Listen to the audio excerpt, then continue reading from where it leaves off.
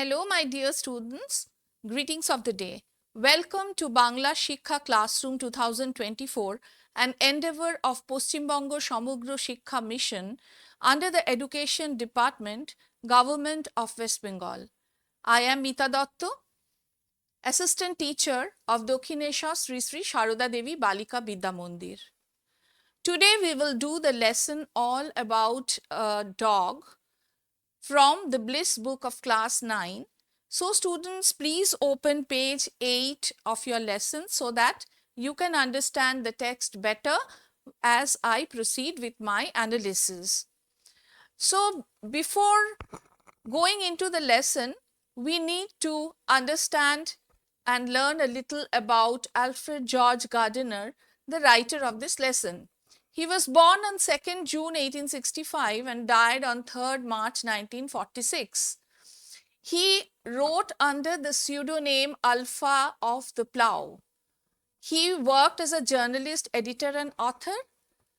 What is interesting about his essays is that it's very effective. It has an effect on the society, it has an effect on the people who are reading the text, and it's very stylish, and at the same time it is amusing.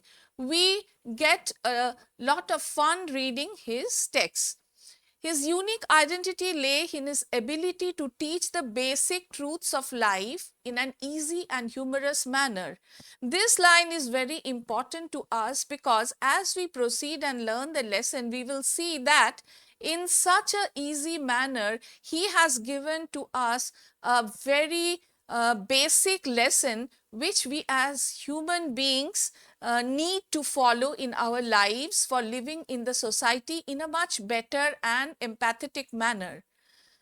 His best known writings are, as it's written, Pillars of Society, Pebbles on the Shore, and Many Furrows and Leaves in the Winds. These are some of his well known writings.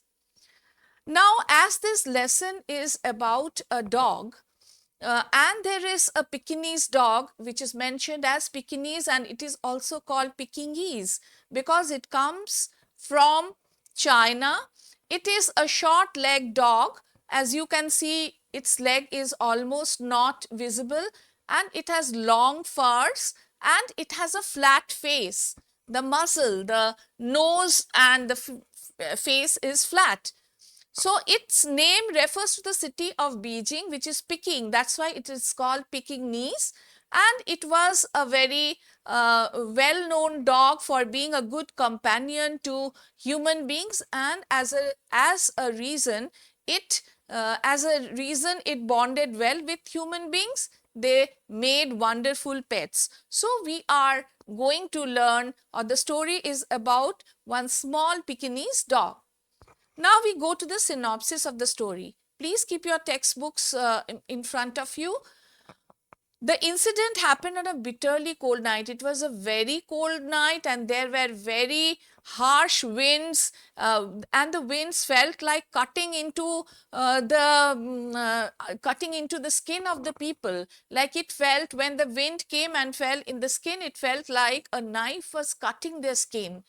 And the people, all the people were sitting inside the bus. The narrator was also traveling on this bus. And from a stoppage, two women and a man get up, and one woman was carried the small Pekingese dog. The dog was causing no trouble, but the conductor, when his eyes fell on the dog, he was not very happy about the dog being there, because there was a rule that there could be no dogs, or there could be no pet inside the bus. As you all may be familiar that in many of the places, in restaurants or hotels, in many places that we go, pets are not allowed. It's written. So here in this bus also, the pets were not allowed, and so the conductor was adamant on following the rules of keeping the dog out of the bus. So annoyed by passengers being wild, he had to stand in the cold. He orders the younger woman to remove the dog from the bus. Now you all know what a conductor does in a bus. A conductor's work is getting tickets, getting the money and giving people, the passengers, tickets, and also he stands near the foot of the door of the bus to help the passengers get in and get out. As we have known that the incident happens on a bitterly cold night, the cold night, and the conductor had to stand near the door where the cold wind was hitting him. He was not in a very good mood to think that the passengers are sitting warmly and he has to stand out in the bus working. But that was his work. So he did not realize his responsibility, but he became angry on the dog and uh, was bent upon following the rules that the dog should not be there. So the weather condition was so bad that a little bit of understanding was expected from him. Like if the dog cannot go and sit out of the bus alone or at the roof of the bus alone, the lady had also to go. So in such a bad condition, the woman along with the dog going and sitting on the roof was not a very good idea and not very humane too. So when the conductor asked the woman to go, she refuses, citing the cold weather, and says that he has cough problems which may get accelerated, which may be very serious for her and cause pneumonia. So she cannot go with the dog up on the roof. But the conductor was bent upon enforcing the rule. He had a rule on his side and he was showing no humanity. He just wanted the woman with the dog to leave the inside of the bus. And when the woman refused, what he did was he stops the bus and steps out, and the bus was not moving at all. And the conductor was feeling very victorious in letting the bus stop and thrusting the rule on the woman. And because the people were not listening to him, he made the people not move. The bus was stopping and the people couldn't move anymore. So, and he was feeling very happy about it. Inside the bus, even the passengers were expressing their anger and were shouting words like, "It's very shameful, how could this man do like this?" And they demanded that if the conductor cannot take the bus forward to the destination in which they were to go, then he should refund the fares. To this also the conductor refuses, and what a few passengers do is they just leave the bus and starts walking in the cold night because they were not interested in going into a fight with the conductor. Now a policeman seeing this situation arrives, but the policeman too offers no help because actually the rule was with the conductor. The conductor was no doubt following the rules. So the police had to do nothing. They just came, had a view of the situation, and they went away. But the passengers' protests continued because the bus was not moving, and inside the little dog which was sitting on the woman's lap, his eyes was blinking at the lights, and he was so innocent he couldn't even understand that all the chaos that was happening was because of it. So he was too innocent to understand the human complications. Eventually, the young woman decides to go on the top deck of the bus to comply the conductor's demand.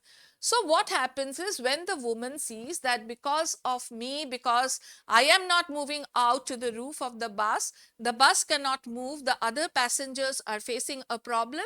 So what she does is she complies with what the conductor had demanded and goes up to the roof of the bus.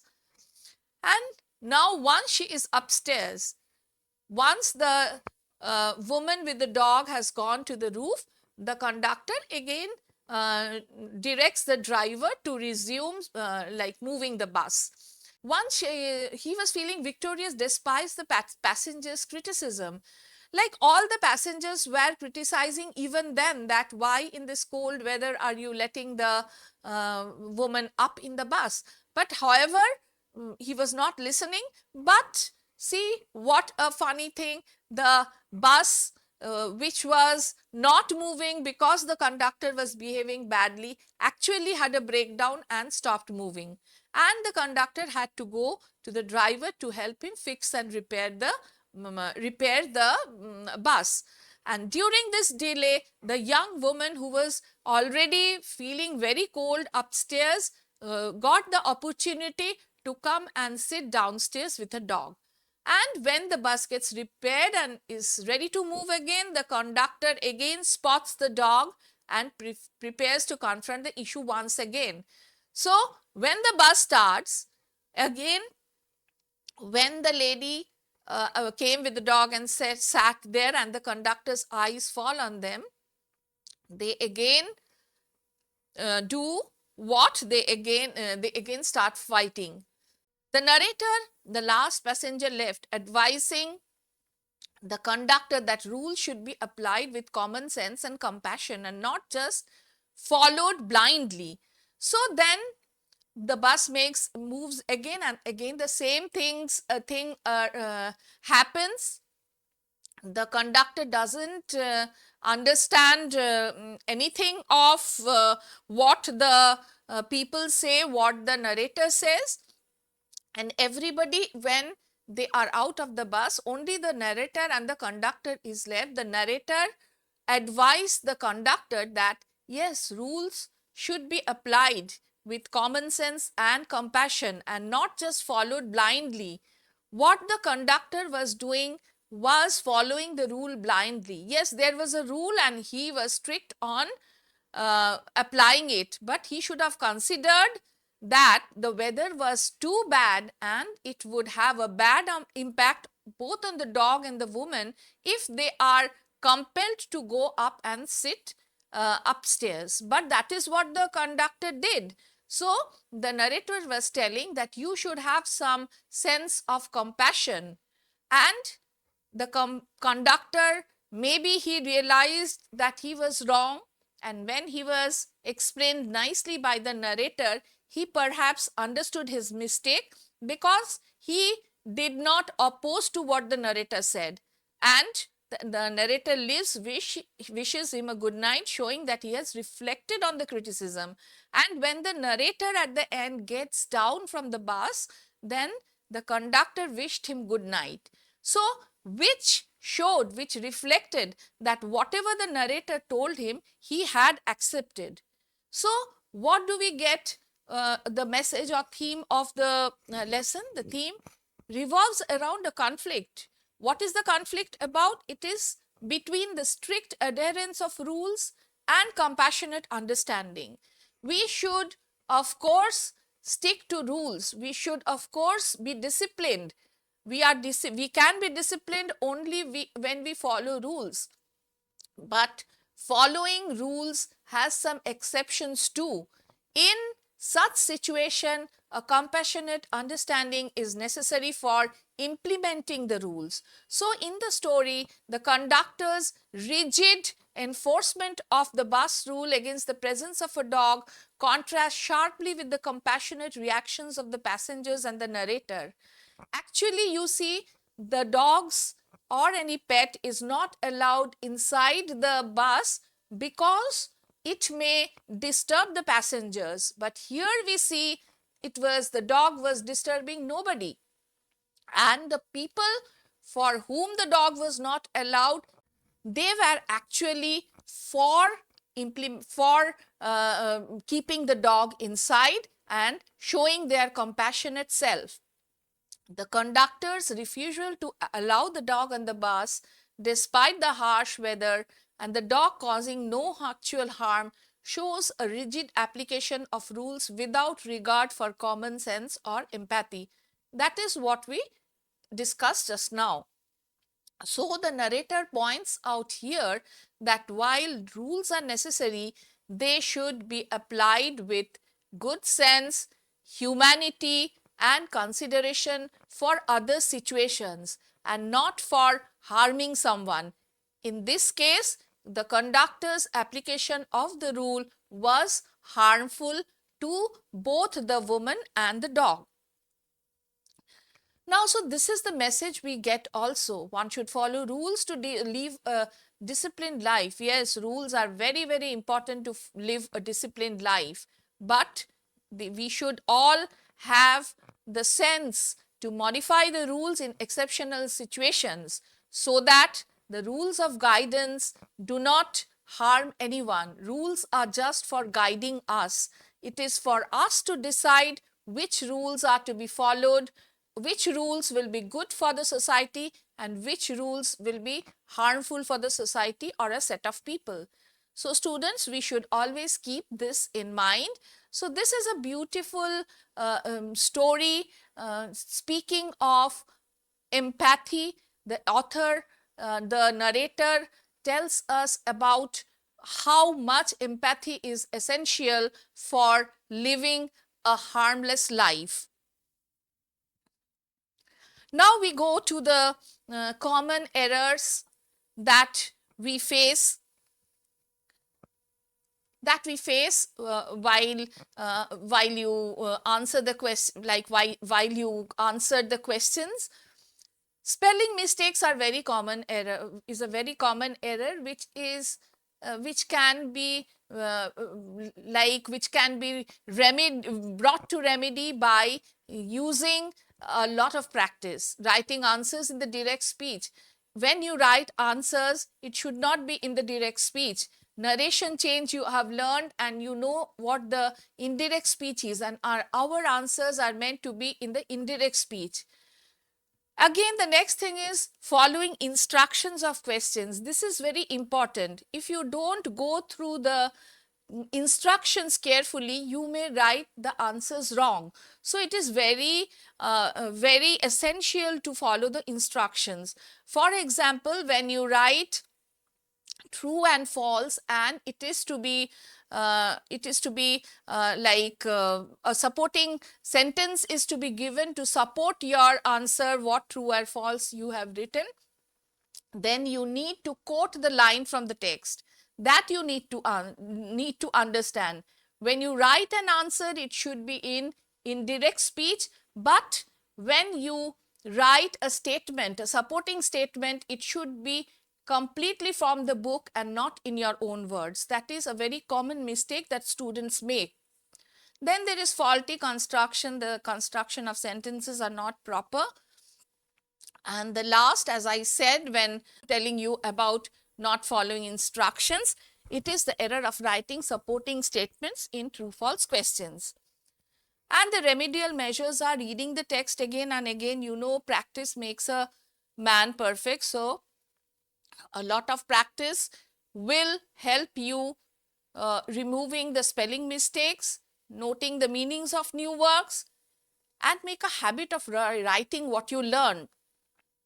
What you learn, you should be writing, because while you write, the mistakes that you make become more prominent. Also, writing gives you the speed that you need in the examinations. Applications of new words in writing skill answers. The new words that you learn from every lesson should be applied in the writing skill answers that you have. That will make your answer more enriched. Understanding and practicing textual grammar. There are some exercises of textual grammar behind every lesson of yours. So you should be practicing that properly to gain an understanding of the textual grammar, understanding which will help you in writing a proper sentence, will make your sentence construction correct. And most of all, converse in English as much as possible. Converse with your friends in the class in English. When you learn from your teachers, the medium should be English, because as you speak more of a language, you get more grip on it. If you can speak properly, your writing will also be correct, and you will gain command over the language. So, my students, converse in English as much as possible with whoever possible. Now, questions in Madhyamik. there are choose the correct alternatives one of which carry 1 mark. Then there are true false with supporting answers quoted from the text. This I discussed with you. This carries 2 marks, one for the true or false answer and one for the supporting answer. But here you must note that if the true or false is not correct, then even if your supporting answer is correct, it will not have any value, because you didn't write the true or false, whether the sentence is correct or incorrect. If that is not correct, then the supporting answers become null and void. Answer the questions, those are of 2 marks. Here the questions that are put should be answered in indirect speech, as I told you. Then there are cause and effect, which carries 2 marks. Somewhere the cause is written, you have to give the effect, and somewhere the effect is given, you have to write the cause. And then there are complete the sentences with information from the text. You have to write information from the text and complete the sentence which is given. Half of a sentence is given, you have to complete it with the information. So it would be better if you write it in your own words. If not, you may quote the words from the lesson, but remember it should be again in indirect speech and not the exact quoting from the lesson. Now we come to the next part, which is grammar and voice change. You have done voice change in your smaller and lower classes. In active voice, as you know, the subject comes first, then the object. The teacher opened the book. So the teacher here is subject and the book is the object. What happens in passive voice is object come first, then the subject. So here the object was the book. So the object comes at the beginning, the book was opened by the teacher. So the work is done by the teacher. Very common rule which you can follow to change active voice to passive voice is bring the object first, as you saw in the sentence that I told. Choose the correct be verb, change verb into participle, add by with the subject. So she helps him. She is the subject, helps is the verb, and him is the object. That becomes he is helped by her. So you see, the verb helps has become is helped. The object is him. The work is done on him. So it changes. The pronoun changes and becomes he, and it is by her. She becomes by her. So identify the subject, verb, and object of the active sentence. So what we have done here is we have identified the subject, we have identified the verb, and we have identified the object.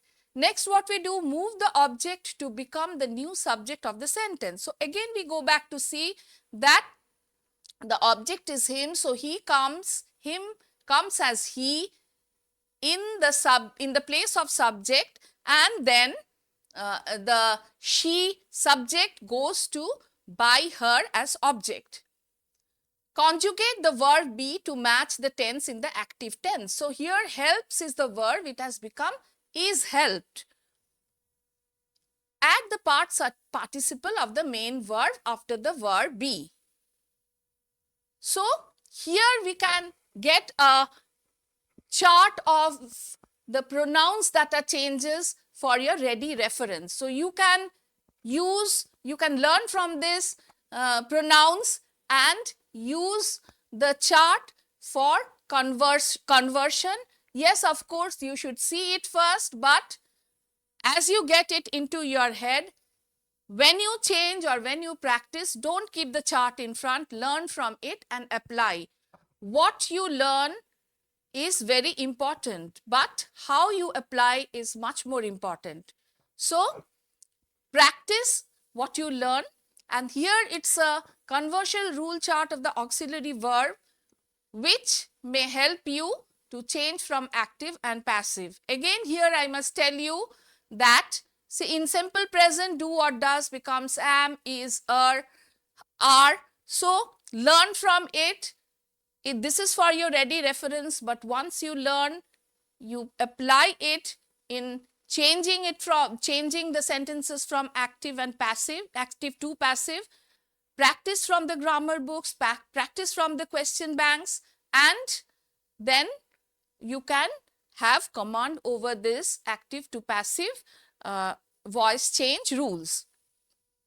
Now here, what is tense? Tense is a word from, that helps us show when a action is done, whether the action has already happened or the action is happening now or the action will be happening in the future tense.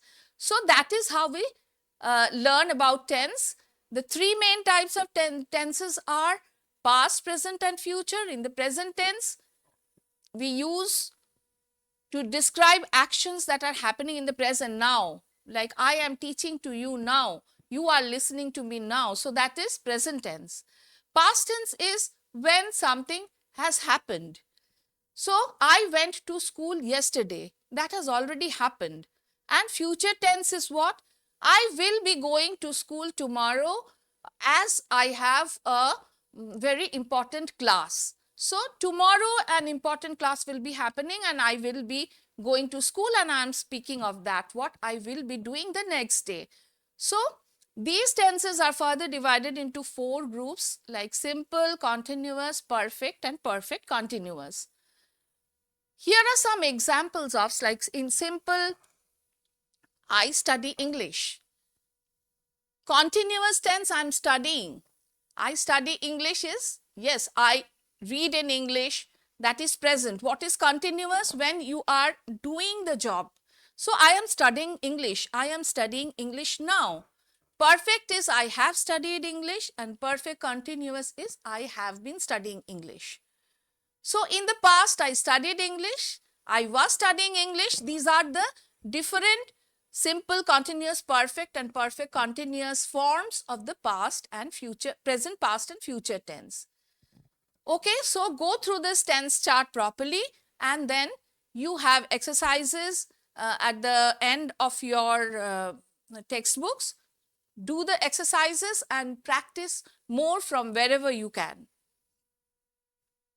Then there is paragraph writing in the form of flow chart. You have different processes of paragraph writing. Some are flow charts, some are biographies, some are process writing. So here, how to write a flow chart? A suitable title is to be given. An introductory sentence is to be written. Must be written in passive voice. Linkers such as at first, then, next, after that, these are used. For example, if you are given to prepare, flowchart is usually when you make some pickle, when you make some orange juice, or for example, very easy, when you make tea. So the introductory sentence can be like this, that tea is a very relaxing drink in our country. So that can be the introducing sentence, and the whole thing must be written in passive voice. Tea leaves are collected from the tea gardens. At first, tea leaves are collected from tea gardens. Then they were washed. Next, it is taken to factories. So, the linkers I have mentioned should be used in connecting the sentences logically. When you use just one linker in the whole flow chart, it is not good English. It doesn't look very enriched. So you should learn the use of different linkers. Stages of the flow chart must be carefully followed. Like, you cannot first write the tea leaves are washed. First you should write the tea leaves are collected from the garden, because if the tea leaves are not collected, they cannot be washed. So it is very important how you arrange the sequence of events in a flow chart or in a paragraph. And a relevant concluding sentence must be written. Concluding sentence means once tea is prepared, like if you prepare tea, you take a glass of warm water and then you boil it, then put the tea leaves.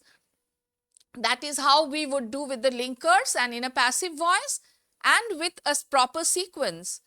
And at last we may write that then we bring a tray and serve it to the guests who had come, or drink it together with our family with some very nice snacks. So that would be a good concluding sentence to be written. Here, for your ready reference, the same things are written here.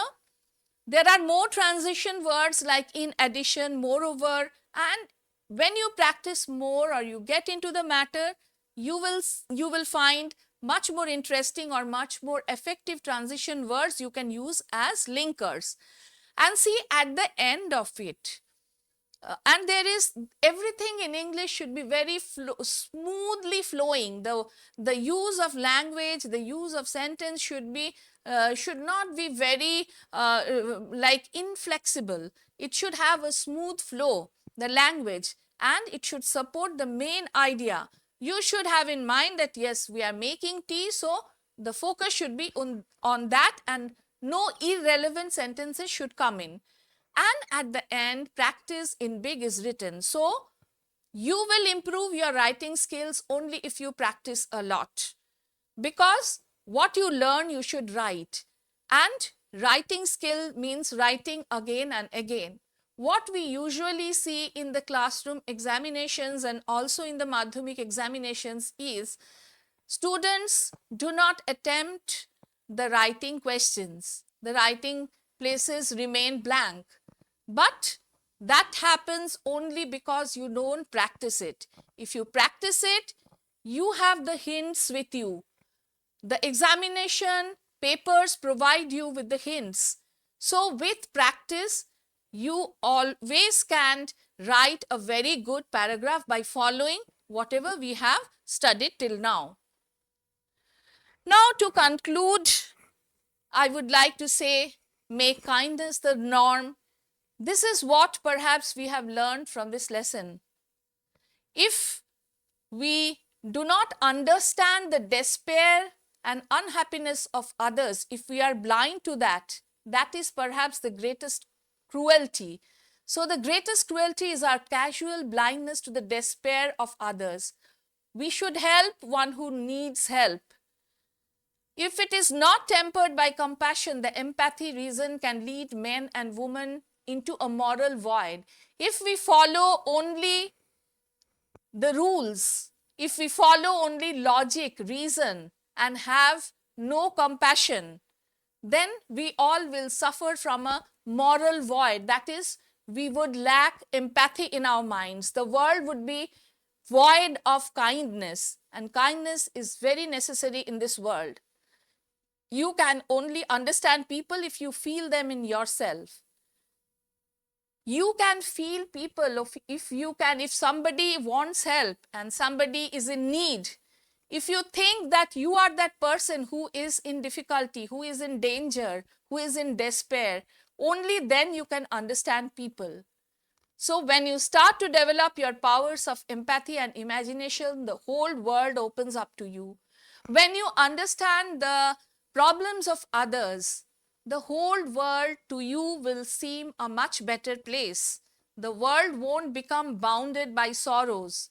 The little things you do can be very significant to others, and a little help from you may be very, very important to others, like we have seen for the dog and the woman.